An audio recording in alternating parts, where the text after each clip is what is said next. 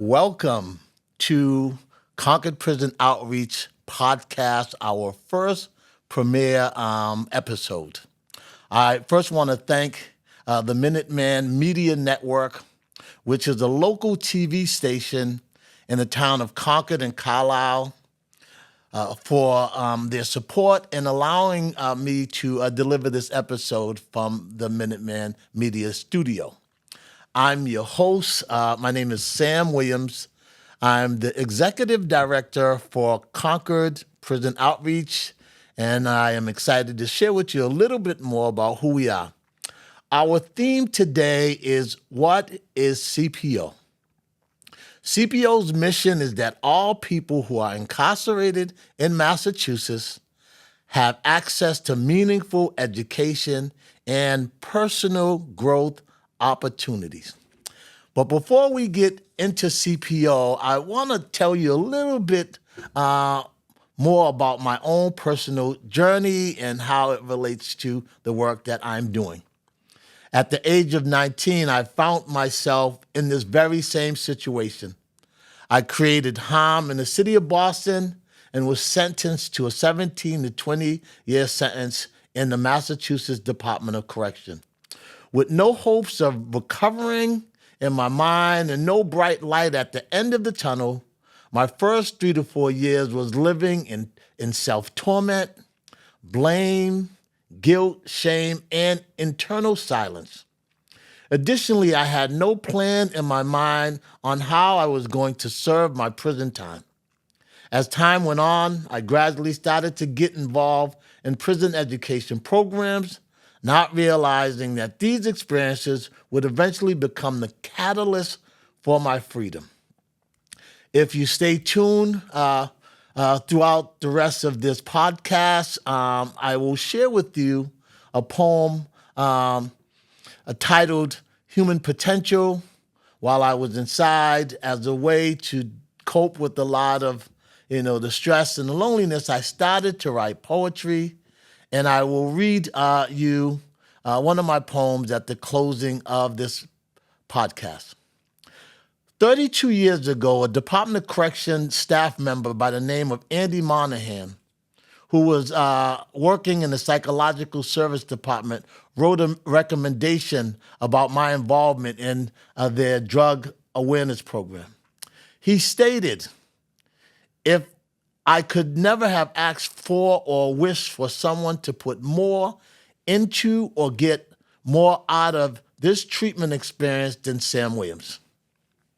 Andy also said, I have no doubt whatever, given the opportunity to continue his fine work, meaning substance abuse treatment work, that Sam's prognosis for continued sobriety, personal growth, and recovery would be high. When I read this letter, it really touched me because I felt like Andy prophesied my life and the future of my life at the time of writing this letter. Today, I am 37 years drug-free, and thanks to people like Andy and other individuals on the inside and community volunteers for their support during these dark times of my life. I've been out of prison for the last 28 years, and 3 years ago, CPO gave me the opportunity to help lead this agency. Again, CPO is a prison education agency, and it was prison education that really helped me to transform my life. So let me give you a little bit of information about CPO, the work that it does. CPO was founded in 1968 and has developed into the largest organization of its kind in the Commonwealth of Massachusetts. Back then, our founders, Di Clymer and Jean Bell, had a criminal justice vision for personal empowerment, community building, and social equity. CPO's prison education model provides services in 4 of the following categories. Family and Children Services. In this category, we are really working on supporting the reunification of the individual on the inside and their families. We also provide skill building, and trainings around parenting and fatherhood. Social emotional category really focuses on helping individuals to really understand trauma, childhood trauma, developmental trauma, attachment disruptions, anger, and all of those earlier factors that might have contributed to what led someone into the streets, into criminal activity. Vocational education is the third category. And this category is a way to really get the men and women on the inside to start to think about career readiness, skills, competencies, areas of interest, ways to begin to have them think about preparation for a life outside of prison. And then our fourth category, which is arts and humanity. This category is about really creating spaces where men and women can get engaged in creative exploration, curiosity building, really tapping into talents and energies musically, artistically, poetically, to really get them to really see the value that they have inside of them. And so those are our four categories: family and children, socio-emotional, vocational, and arts and humanity. Our volunteer network and faith-based partners are the backbone of our model because they provide talent, capacity, and financial resources to help us to meet our goals annually. Through their selfless actions and dedication, CPO provides 19 different programs in 8 Department of Correction facilities. Additionally, the programs we provide outside of the walls to families and communities are just another example of how CPO has expanded its mission and vision over the last 50 years. CPO's programs are designed to build social connections, strengthen relationships, and prepare individuals for returning back home into community. We believe that work readiness, academic training, social emotional resilience, personal healing are important skills and tools needed for successful re-entry. Prison education programs provide a unique lens for men and women to rebuild their confidence, broaden their understanding for healthy decision-making, and social accountability. Our programs create safe spaces, and this is what we hear a lot from the men and the women, that the safe spaces that we create allows them to feel human, allows them to tap into that human connection that's oftentimes not available while you're inside, and to remind them of why it's important to continue to heal.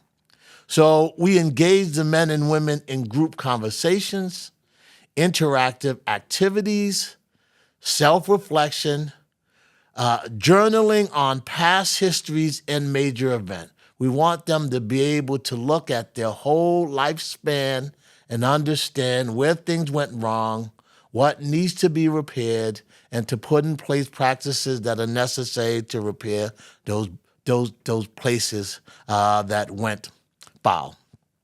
Serving time in prison can be a lonely and isolating experience where individuals lose connection to themselves, the world around them.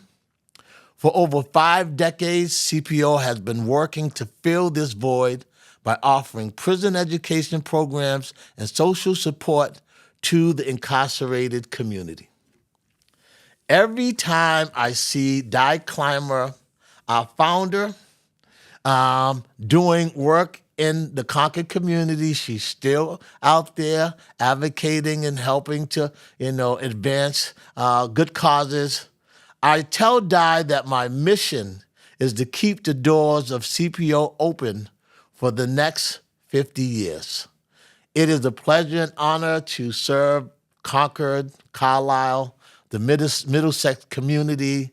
It's an honor to serve the state of Massachusetts and to work with men and women who are coming from all of the different gateway cities in Massachusetts, in the Boston area, in Brockton, Fall River, New Bedford, Lynn, Lawrence, Chelsea, Worcester, Lowell, Springfield.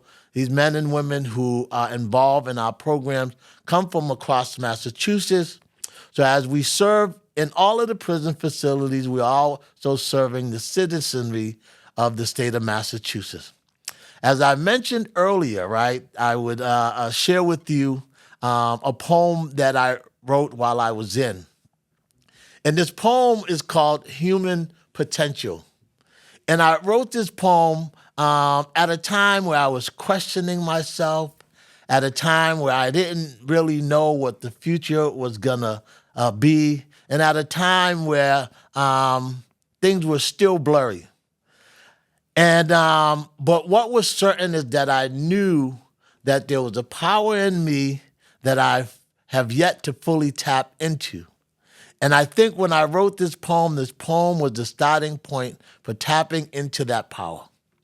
And so my definition for human potential is the natural ability that each of us was born as human beings to be able to do something great in our lives. And it doesn't matter what we look like, the color of our skin, the texture of our hair, the size of our bodies, our origins of race or culture. It doesn't matter if we made a small mistake or a large mistake. I believe that each of us was born with the natural ability to do great things. And this poem is my expression of that in words. And it reads as following. The body is like a vessel, and if it's pure, it will remain safe. But the turbulences of life deceptions can influence actions to be unchaste. Thinking is a method, and through its knowledge, we'll learn the rules.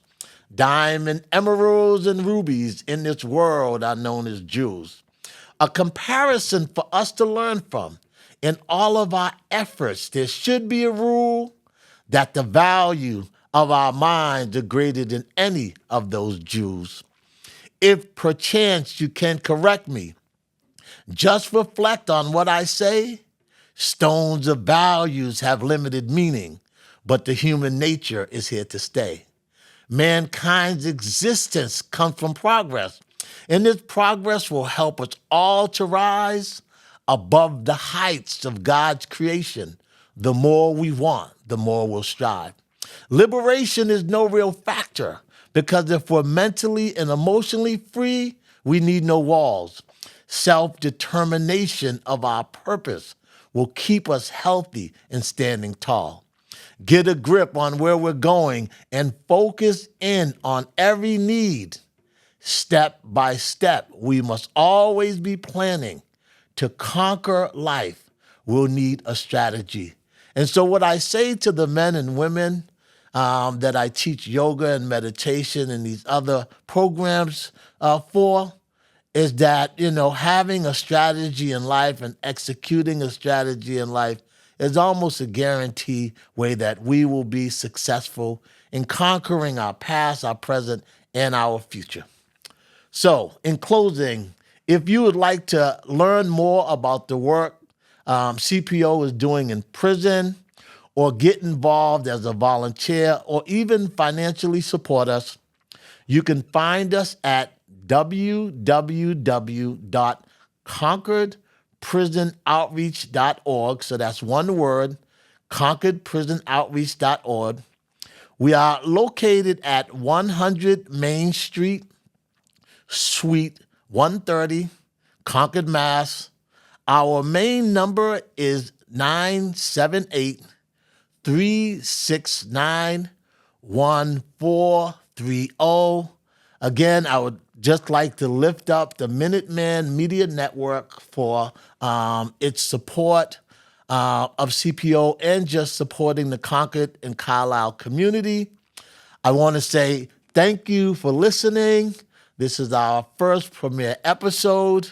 I hope you'll join us for episode 2. And in closing, peace, love, and light.